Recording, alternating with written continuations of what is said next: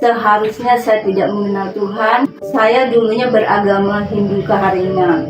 Dan orang tua saya adalah turunan keluarga yang tidak mengenal Tuhan. Mereka bahkan belian, keturunan belian. Belian orang meninggal, belian orang hidup, kayak menyembuhkan orang sakit. Shalom, selamat datang kembali bersama saya di channel ini. Seperti yang sudah kalian lihat di thumbnail dan juga di cuplikan video sebelumnya, kita akan mendengarkan kesaksian dari seorang ibu yang sebelumnya dia beragama suku Kaharingan atau agama Hindu Kaharingan dan dari keturunan belian. Oleh sebab itu, bagaimana kesaksiannya? Mari kita tonton video ini sampai selesai. Salam. Haleluya. Saya menyampaikan kesaksian yang dahsyat, yang luar biasa yang saya alami selama hidup saya ketika saya mengenal Tuhan secara pribadi dan saya mengalami Tuhan secara dahsyat dan luar biasa. Nama saya Ibu Mariani. Saya sudah berkeluarga dan saya punya anak 3. Sekarang saya sudah punya cucu 3. Puji Tuhan, saya mengenal Tuhan karena kasih karunia Tuhan, karena kemurahan Tuhan yang dahsyat dan luar biasa. Seharusnya saya tidak mengenal Tuhan, tapi karena kebaikan Tuhan, karena kasih Tuhan, Tuhan izinkan saya mengecap kebaikan Tuhan. Saya dulunya beragama Hindu Kaharingan. Dan orang tua saya adalah turunan keluarga yang tidak mengenal Tuhan. Mereka bahkan belian, keturunan belian. Belian orang meninggal, belian orang hidup, kayak menyembuhkan orang sakit. Itu kegiatan orang tua saya. Jadi sangat mustahil kalau saya pribadi bisa mengenal Tuhan. Tapi puji Tuhan, ketika saya punya suami dan saya punya anak 1, Tuhan tangkap saya secara pribadi. Kemudian saya dibawa ke gereja oleh saudara saya sendiri. Kemudian saya dengan sendirinya saya minta dibaptis oleh hamba Tuhan. Dulu hamba Tuhan yang membaptis saya namanya Bapak, kami biasa panggil Bapak Subur Budiono yang sekarang ada di Samping. Saya dibaptis dan saya mengalami pertobatan yang gratis sekali. Saya memiliki kehausan dan kelaparan Tuhan yang sangat luar biasa. Saya dengan suami saya yang tidak mengenal Tuhan tentu ada beda pendapat. Jadi dalam beda pendapat ini tidak menghalangi saya untuk mengasihi Tuhan secara pribadi. Saya melayani Tuhan, saya mengalami lahir baru, saya mengalami kasih yang mula-mula, cinta akan Tuhan yang sangat luar biasa. Di waktu mula-mula saya bisa baca firman 5 kali dalam 1 malam. Saya bisa membaca firman Tuhan 3 kali dalam 1 hari. Saya bisa memuji, menyembah Tuhan dengan secara luar biasa. Sesuai dengan firman yang berkata, ketika kita lapar kita akan dipuaskan. Ketika kita lapar kita akan dikenyangkan. Ketika kita haus kita akan dipuaskan. Dan puji Tuhan saya benar-benar mengalami. Dulu saya punya kesombongan, saya punya keangkuhan, saya tidak rendah hati karena kami merasa dilecehkan dalam keluarga, kami merasa tidak diperdulikan, kami merasa tertekan. Tapi ketika saya dijamah oleh Tuhan dan saya mau berdiri atas nama Tuhan, ketika firman Tuhan berkata, akulah pokok anggur yang benar, maka mulailah pikiran rohani saya berpikir, mindset saya berubah drastis. Dan saya mengampuni semua orang yang menjelekkan kami. Saya mengasihi semua orang yang merendahkan kami. Bahkan saya mengampuni suami saya sendiri, karena dia bisa melemahkan iman semangat saya, bahkan mematahkan segala semangat saya untuk mengenal Tuhan. Tapi Tuhan sangat luar biasa. Dia membentuk saya untuk saya mengalami Tuhan lebih lagi.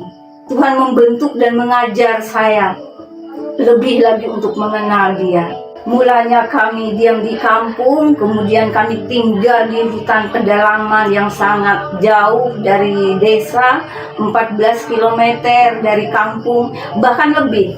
Itu kalau di kira-kira bahkan lebih. Itulah perjalanan yang saya alami. Kalau pulang saya bisa naik taksi, kemudian kalau balik di waktu itu saya mesti jalan kaki. Malahan di waktu anak pertama saya mesti menggendong anak saya. Ada mujizat yang saya alami ketika manusia itu takut dengan petir dan hujan, tetapi saya menanti petir. Saya seperti senter yang menyala. Ketika senja sudah bahkan waktu maghrib saya kegelapan. Tapi ketika ada petir, maka saya akan jalan lebih cepat. Saya terima mujizat Tuhan yang luar biasa. Sampai kemudian kami balik ke kampung ketika kami punya rumah. Anak-anak saya sudah besar dan mereka sudah sekolah. Kemudian kami tinggal di kampung, tapi kami tetap jauh. 14 km tadi kami kembali bikin ladang di sana dan kami menyedap karet, kami mantap di sana. Ada rencana Tuhan yang luar biasa. Saya sudah merasa agak jenuh karena terlalu jauh, saya mesti bolak-balik untuk cari Tuhan. Kemudian saya berdoa kepada Tuhan, apa maumu Tuhan dalam kehidupan saya? Apa panggilanmu dalam pribadi saya? Saya mau melakukannya jika ini kehendak Bapa. Maka daripada itu saya bertemu dengan teman-teman yang lama, saya bertemu dengan adik-adik kelas saya. Saya mulai belajar memberitakan kasih Tuhan. Saya menyampaikan dengan kasih. Dan saya ada beban kepada mereka. Saya melihat ada penderitaan ketika orang tidak mengenal Tuhan. Seperti yang saya alami dulu. Saya melihat mereka dalam kesusahan. Bahkan ketika saya melihat orang itu yatim piatu, mereka benar-benar kehilangan harapan. Maka saya mencoba memberikan kabar baik, Yesus adalah Tuhan. Dialah sumber damai sejahtera.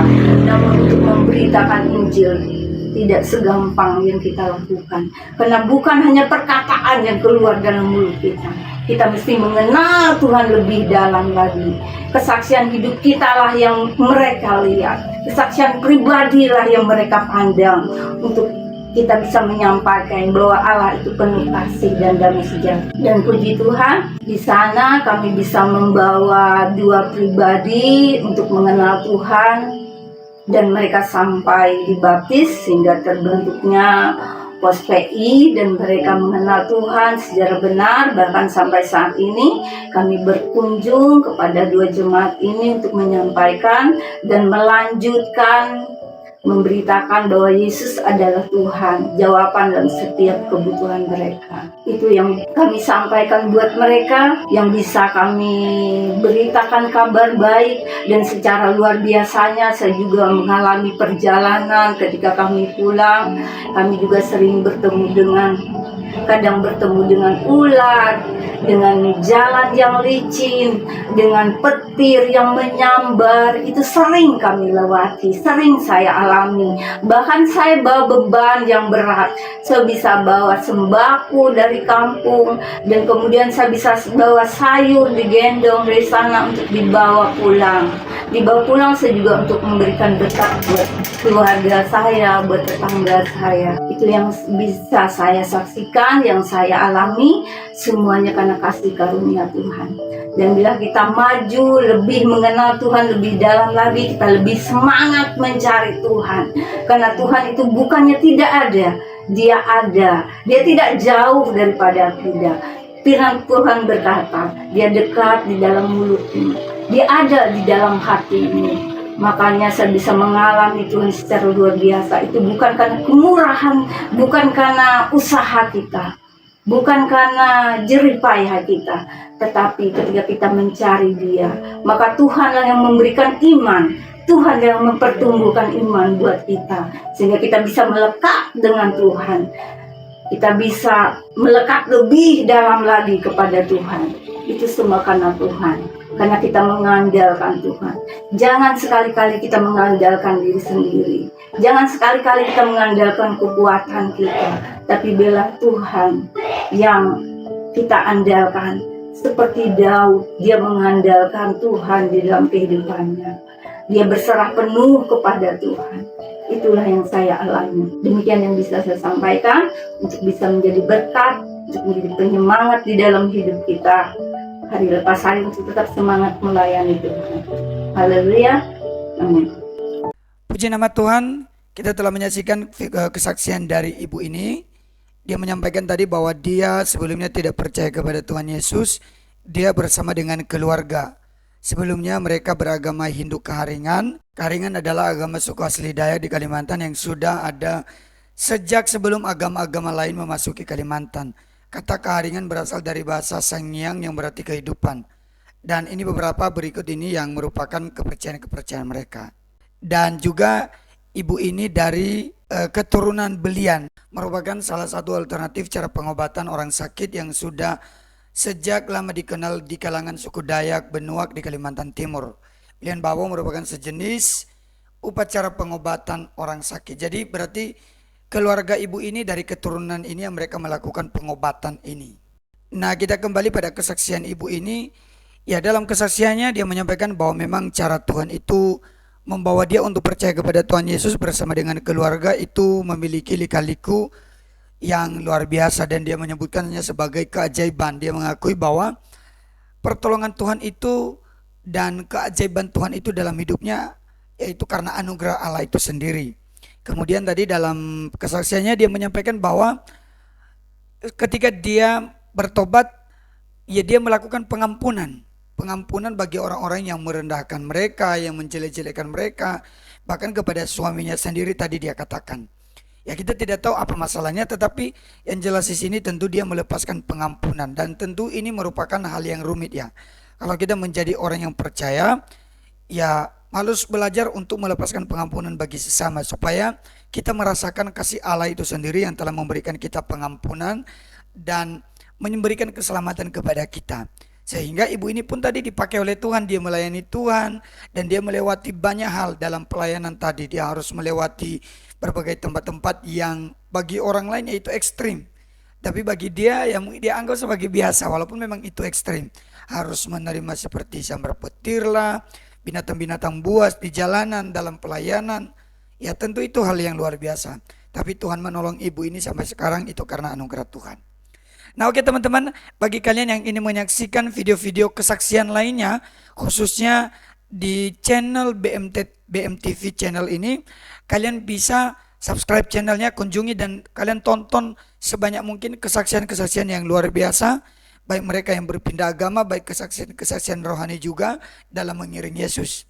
Terima kasih untuk kalian yang telah menonton video ini sampai akhir. Kalau ada video-video yang ingin kalian rekomendasikan, video kesaksian dan video-video lainnya yang mungkin kita bisa reaction bersama-sama, kalian bisa, kalau di akun YouTube, kalian bisa tag di video-video saya atau di kolom komentar saya, kalian rekomendasikan. Dan kalau di TikTok, kalian bisa langsung tag aja akun saya Yata Official. Jadi supaya nanti kita dapat mereaction pada video-video berikutnya. Oleh sebab itu, terima kasih untuk kalian yang telah menonton sampai selesai. Karena Tuhan Yesus memberkati kita semua dan kesaksian dari ibu ini tadi dapat menjadi berkat untuk kita semua. Tuhan Yesus memberkati kita semua. Sampai jumpa kembali. Shalom.